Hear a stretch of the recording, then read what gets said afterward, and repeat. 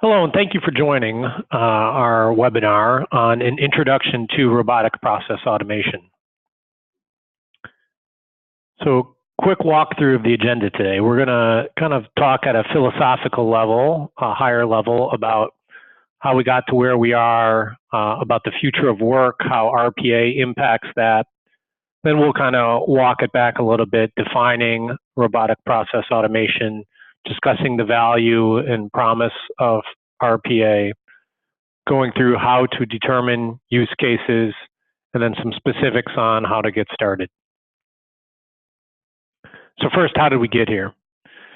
So many people will tell you that this is the fourth industrial revolution and that this is no less impactful than moving from an agrarian economy to an industrialized economy, to moving to an assembly line and the mass production of items, to the internet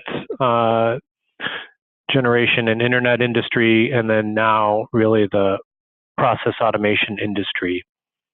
And so this is going to have a very significant impact on work. Historically, to date, the business model has been that you build high barriers of entry, in essence, the walls of your castle, if you will. And that's been to improve price elasticity, which therefore creates better profitability and gross margin for your organization, or at least the opportunity to have that. And really now in today's market, it's quite the opposite. Instead of building your castle, you're now trying to be more pragmatic and flexible and having lower barriers of entry as you move from one area to the other. And this change can be difficult. And so reading the quote here, the CEO of HubSpot talks about his morning, and there's 6 companies that are identified in this quote. And the commonality of those 6 companies are that none of those companies existed 10 years ago. They're all in somewhat commoditized spaces, right? Mattress company, music company, eyeglass company, taxi company, or like taxi company, clothing, razors, these are all basically considered commoditized goods. But all 6 of these companies are killing it, both from a profitability and growth perspective. And that's largely because they've created a low friction experience, or what they call frictionless experience, for their customer. And so it's no longer about having the high barriers of entry. It's about the ease and speed at which you can transact with your customer, your end customer, as well as move into and be pragmatic and dynamic into new spaces. So kind of furthering that topic, if you look at 2001, not that long ago, only one of the top 5 companies from a value perspective were technology companies. Now, in 2016 and beyond, all of the top companies are technology companies. And so what you're seeing is more and more people are leveraging not only the value of technology, but also turning that into a infinitely scalable model at a significantly lower cost point, as well as the ability to, like I said, pragmatically move from area to area. Now, how does this impact the future of work? So as we start talking about how people will be working in the future, we like to start with this quote from Google, the book, How Google Works. And beyond the quote, it's really talking about in the book how workers will no longer be doing data entry and data manipulation. That really starts to go away and really is perceived as kind of a giant waste of the time for the worker, even though that is, for some organizations, the majority of what the worker does today. It's really about critical thinking. It's about analyzing that data, not entering and manipulating that data, and reacting to that data. And that's really the going forward work. Using 2 quotes here, 2 statistical quotes. The one on the left is from Oxford University. The one on the right is from McKinsey. They both state roughly the same thing from 2 different perspectives. The Oxford University one on the left talks about 47% of employees will be at risk to have their work impacted by automation. The McKinsey quote on the right talks about 50% of the activities that workers do. So one is activities on the right, and the one on the left is the employment or actual roles. Either way, you're basically talking about 50% roughly. Half of the types of work or workers will be impacted by automation. So it's a very significant area of impact. But as we talk about this, a lot of people jump to, oh, we're going to lose our jobs and we're not going to have work to do and we're going to take away all this stuff. We actually don't believe in that idea. We believe that this is really meant to empower workers to do more meaningful work, and that there will always be the value of empathy, storytelling, creativity, collaboration, etc. And so the value will be that workers will no longer be spending their time doing that data entry, data manipulation that we talk about, and more focused on actually solving the problem in a creative manner or telling a story about what the data means and making people understand that connection to the data and providing empathy to the customer and storyteller. So as we've kind of now painted that picture of how automation is going to significantly impact the future of work and kind of where we believe directionally it's headed, we now wanted to kind of take a step back and really help define RPA. So here's a more of kind of a book definition on what robotic process automation means from the Institute for RPA and AI, of which we are members. But really, at the end of the day, the synopsis of this is that robotic process automation takes the mundane, repeatable tasks that people do over and over and over again and automates them. You know, software has now kind of become more intelligent, where you can take repeatable, rule-based activities, transactional type activities, and you can automate those, empowering those people to no longer spend time doing data collection, data entry, data manipulation, and more time analyzing and reacting to that data. So the other thing that you will hear quite frequently is kind of AI, artificial intelligence, where that RPA falls within AI. Kind of everything's kind of included in AI. It's called AI whitewashing nowadays. Everybody wants to be part of AI because the valuation goes up significantly. We really see it as kind of a journey. And so at the left side here, you talk about desktop automation, and some of that stuff has been around already for quite some time. And then you move into maybe more of that process automation. So instead of doing specific tasks, you're doing a series of tasks. But really those two things are very process driven, and you want to first and foremost improve the process to be efficient, and then you want to look at tasks or series of tasks and automate those to create a kind of fully paved road for a automated process. From there, you've got to then look at machine learning and artificial intelligence. If you do that too early, if you jump into ML and AI too early, you spend way too much time trying to do data cleansing activities and understanding the data.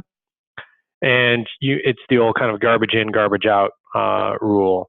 So you first want to focus on the process, improve the process, make sure that the data that's going through this process is clean and the data that you're looking for, and then take that data and start to become more of a data-driven organization. So what RPA is not, it is not a physical robot. We talk to many organizations and you hear robotic process automation and you think about robotic arms on an assembly line, or physical robots like Pepper here on the left. It is also not a direct replacement for custom scripts and integrations. It's certainly not the end of work, as we discussed. And most importantly, it's not a zero-sum game or bottom line thinking. We believe it's a positive sum game where both sides can benefit. And what we mean by that is It's not a situation where for every robot you add, you're going to remove a headcount.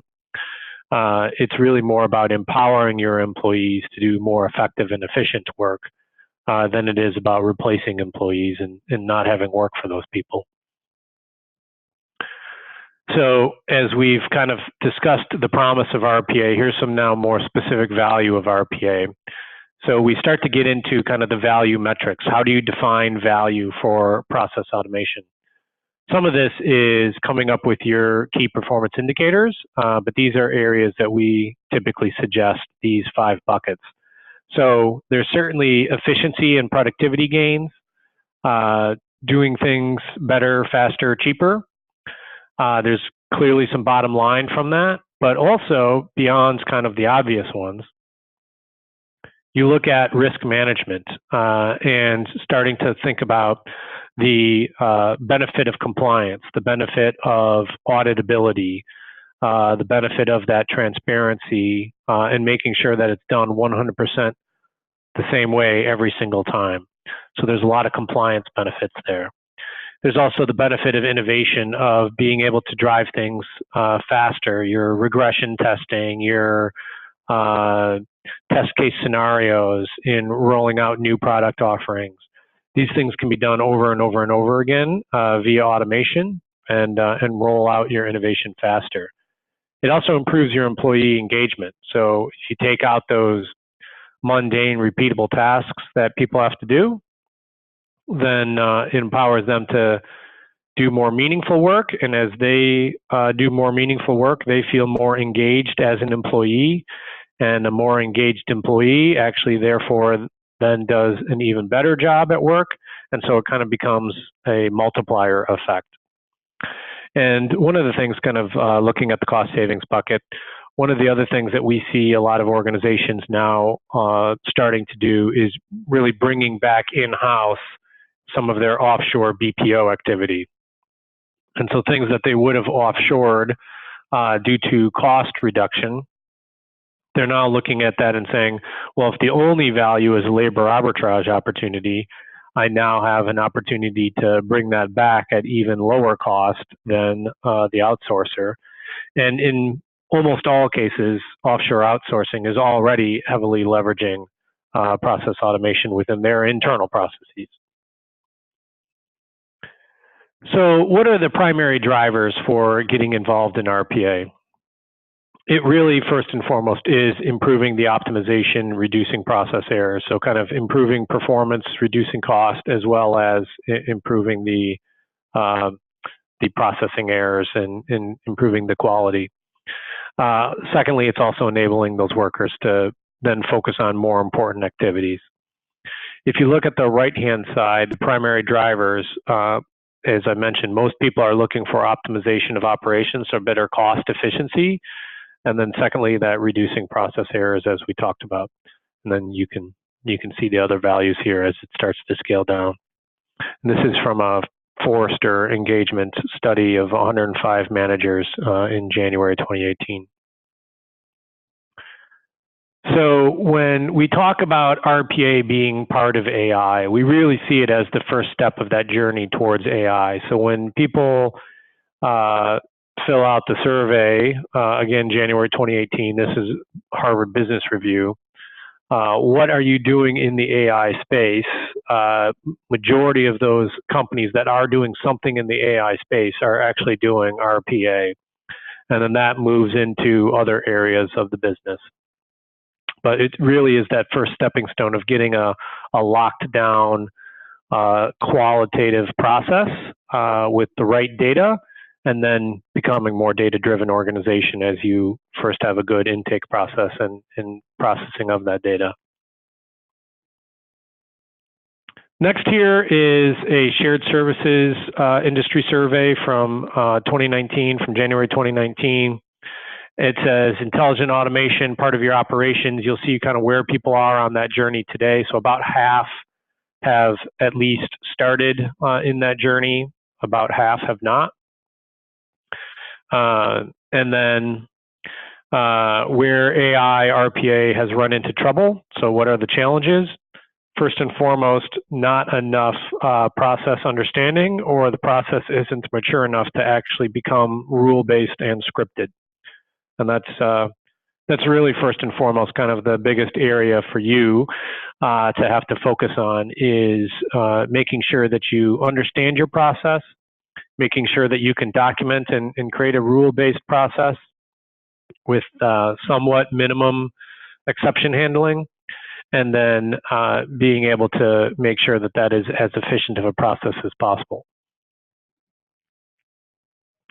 So no surprise, the industries that have already most utilized RPA are companies that have high transaction volume. So banking, financial services, insurance, telecom, utilities, media, healthcare, retail, as you kind of go from the bottom to the top.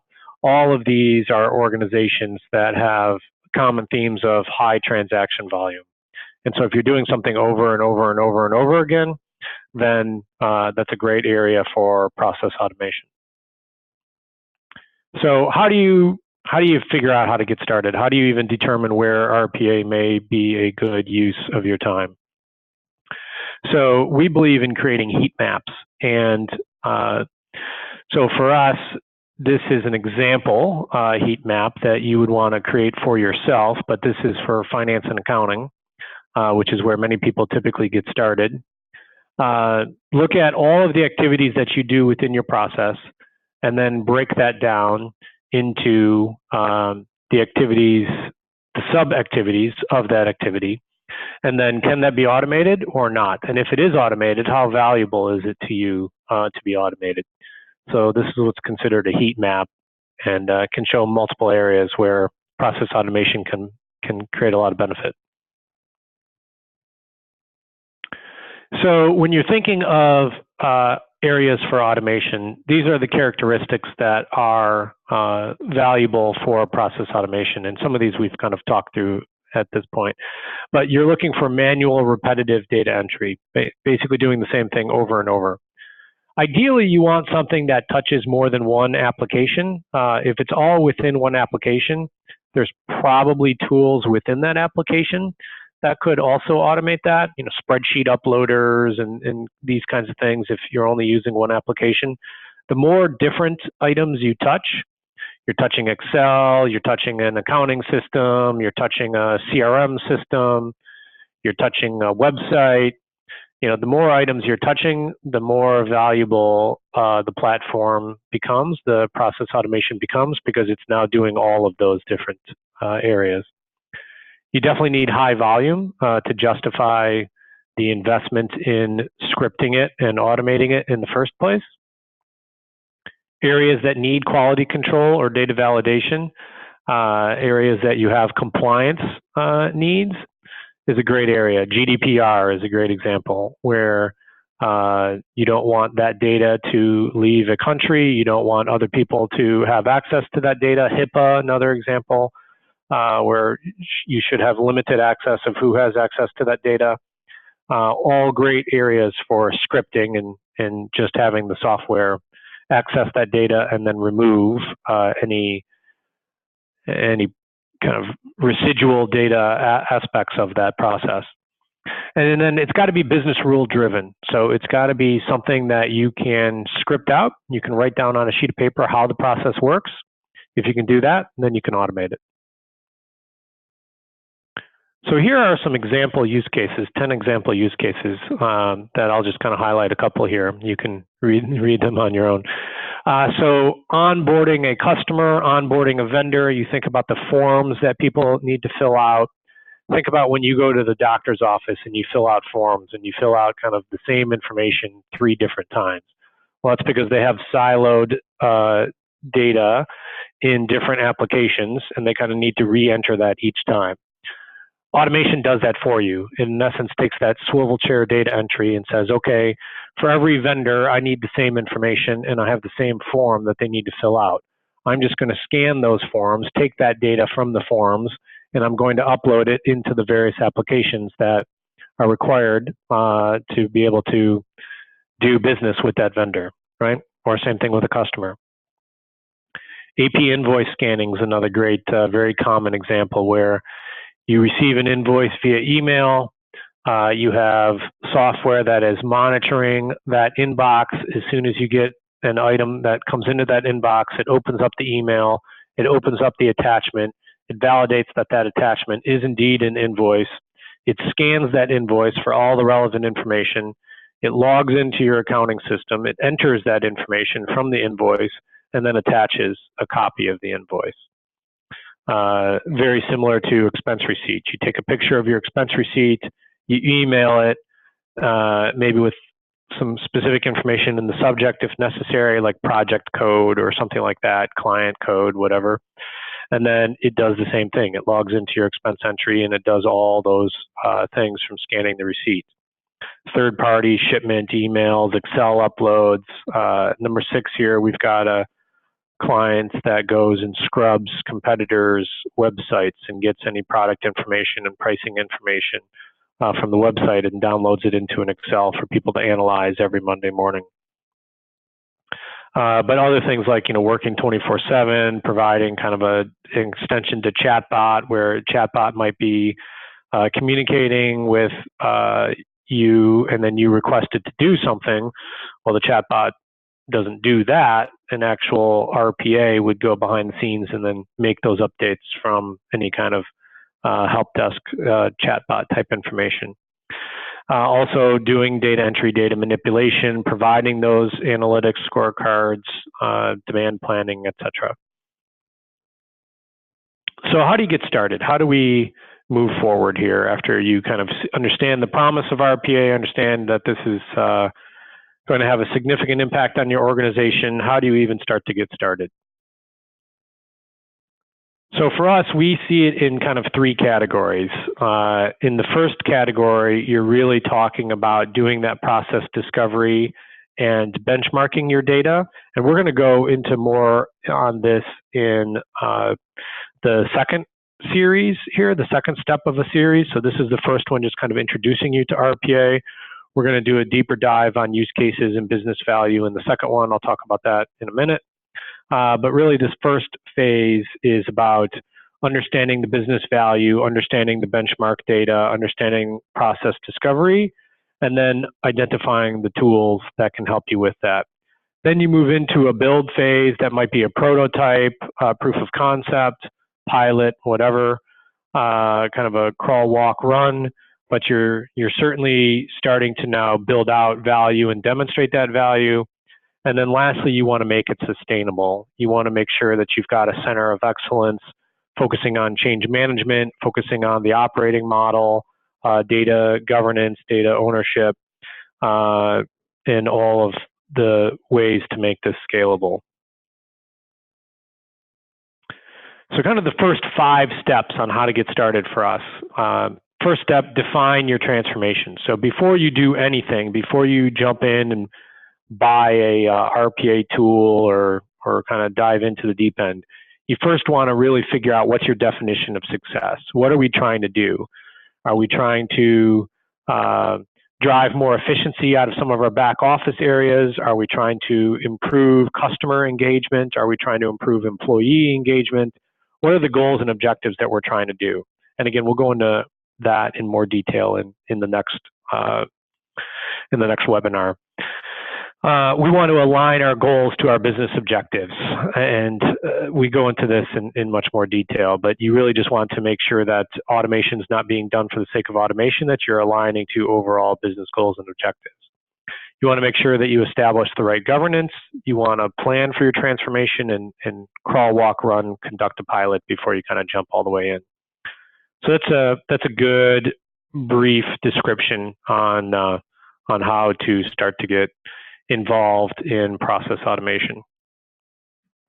Some of the lessons learned that we have from having done this is think about scalability. You want to think about growing this before you start, right? So how are we going to turn this into an enterprise grade automation versus just all of a sudden you've got 5, 10, 20, 30, 50 bots out there.